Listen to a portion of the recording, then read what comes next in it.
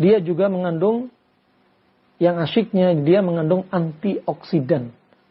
Jadi kurma sangat bagus untuk kombinasi makanan bagi orang yang kena kanker. Apalagi kanker masih stadium 1 dan 2. Subhanallah, dengan pola makan panas dan dingin yang sering kita ulas, sangat potensi sekali hingga sembuh total dengan izin Allah Subhanahu wa taala. Jangankan stadium 1 dan 2, stadium 4 pun, sekali 4 pun biidznillah Allah jadikan sembuh dengan kombinasi panas dan dingin. Kurma, timun, kurma, semangka. Ternyata sebagai antioksidan. Apalagi dikonsumsi di pagi hari.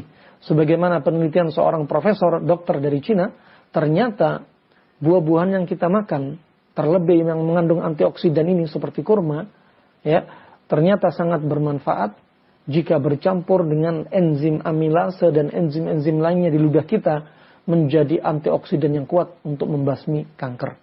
Ya subhanallah, ini manfaat kurma. Apalagi kita konsumsi sahur sebagaimana menu detox sekaligus antioksidan, yang mana manfaat puasa dua hal kita dapati.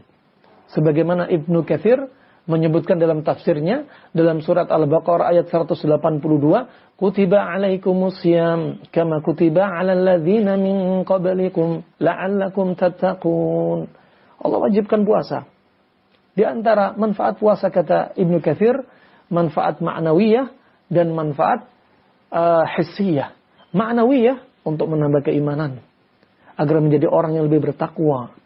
Kata Ibnu Katsir, untuk menyempitkan pembuluh darah kita, yang mana pembuluh darah kita adalah ruang gerak setan mereka menguasai tubuh kita. Sebagaimana hadis Safiyah bintu Huyai, bahwasanya Safiyah bintu Huyai ketika menziarahi Nabi SAW, bersilaturahmi dengan Nabi SAW ketika sedang i'tikaf. Kemudian Nabi mengantar Sofia pulang ke rumahnya. Kemudian dua orang sahabat mengendus-endus di belakang Nabi SAW. Kemudian Nabi berkata kepada mereka, Inna syaitana yajri minal insani aw min ibni Adam majrad dam. Sesungguhnya setan itu lari di dalam pembuluh darah manusia. Nah, oleh karena itu dengan puasa menyempitkan pembuluh darah, ruang gerak setan. Ketika puasa kita dilarang kata-kata kotor, kata-kata jelek, dilarang melihat sesuatu yang haram, ya, lebih ketat, ya. Nah, dilarang untuk kita, yaitu kita diperintah untuk menahan amarah dan lain sebagainya, untuk menjinakkan syaitan. Adapun makna hissi, ya, makna yang bisa kita rasakan bagi kesehatan, diantaranya untuk mencuci racun dengan puasa. Detox. Makanya menu makan yang bagus, Masya Allah, kurma sebagai antioksidan. Juga sebagai mencuci usus, membersihkan usus, plak-plak di usus, di pembuluh darah, saluran pernafasan, dan racun-racun yang tertimbun di dalam tubuh kita. Nah, dan dia mengandung karotin, fenolik, flavonoid, dan antosianin. Barakallahu fikum, ini keumumannya. Dan juga di dalam kurma ini mengandung vitamin, mayoritas vitamin ada di dalam kurma, kecuali 2 vitamin yang nggak ada di dalam kurma. Ya, dan 3 biji sampai 5 biji kurma, kalorinya sama dengan 1 piring nasi. Coba makan kurma 3 sampai 5 biji, hanya berapa menit kita butuhkan? Coba kalau orang makan nasi, makan lauk pauk, berapa waktu habis? Dan padahal disebutkan Nabi SAW sebagaimana hadis Anas bin Malik kala berapa waktu mawaqit sahur ini, waktu sahur terbaik kapan? Kemudian kata Nabi SAW, qadru yaqra'u rajulu qadra 50 ayah. Kata Nabi SAW apa?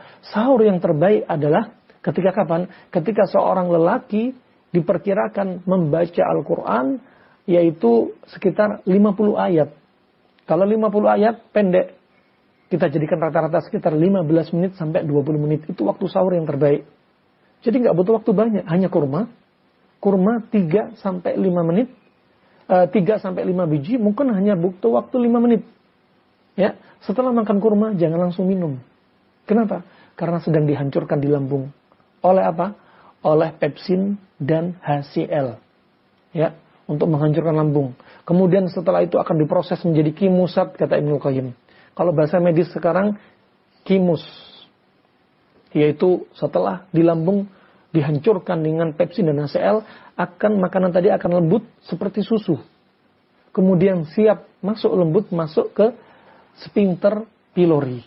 Masuk ke katup piloris. Sehingga sangat enaknya. Sehingga apa? Allah ciptakan lambung dengan anatomi dan fisiologinya seperti ini, ya, kita lihat jangan langsung minum setelah makan. Sehingga kalau makan kurma, kasih jarak. Minum, ya, 10 menit, 15 menit kemudian. Ya, Masya Allah. Ini sungguh hikmah yang sangat ajaib. Kalau kita mau telaah, kita mau pikir, bagaimana sebenarnya hikmah ini? Kita akan bawa kemana? Masya Allah. Ya, nah, Allah dan Rasulnya jika memerintah sesuatu, pasti ada kebaikan.